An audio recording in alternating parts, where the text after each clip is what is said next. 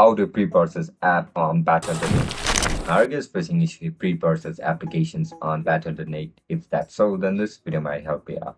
Without further ado, let's dive into the video. To pre-process apps on Battle.net application, first of all, open the app on your mobile device. Once you open the app, just simply log in into your account with your registered email and password. As soon as you get logged in now, just simply head over to the game that have just recently launched and that are on pre-launch or pre-order section. Now just select the game. After you select it, you'll be forwarded to this interface where you can see this option for pre-purchase. Just simply tap on pre-purchase. After you click on it, you will be forwarded to this section. Once you forward to this section, now just simply tap on buy now.